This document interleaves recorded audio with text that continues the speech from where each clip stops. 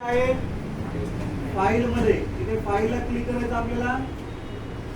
फाईलला क्लिक केल्यानंतर इथे तुम्हाला खालच्या साईडला इथे क्लोज ऑप्शन दिसेल का क्लोज ऑप्शन. या क्लोज ऑप्शनला आपल्याला क्लिक करायचे आणि क्लोज ऑप्शनला क्लिक केल्यानंतर ती फाईल जी आपण सेव्ह केलेली आहे ती फाईल काय होणार, बंद होणार. या ठिकाणी आपल्या इथे काय केलं आपण, बंद झाली. आपल्याला बंद दिसेल का, इथं फाईल दिसेल का, आपली नाव दिसेल का आपलं, नाही. मग हे आपण याच्यातला डेटा आपला पूर्ण ती फाईल सेव्ह झाली. आता आपल्याला काय करायचंय, ती फाईल आपल्याला परत उघडायची. आपल्याला मग उघडण्यासाठी आपल्याला कोणता ऑप्शन घ्यावा लागेल, उघडण्यासाठी कोणता ऑप्शन घ्यावा लागेल आपल्याला, ओपन. कोणता घ्यायचा आहे, ओपन. आपण जर एखादी फाईल सेव्ह केलेली असेल आणि ती फाईल जर आपल्याला उघडायची असेल समजा, तर ती उघडण्यासाठी कोणता ऑप्शन वापरतात, ओपन.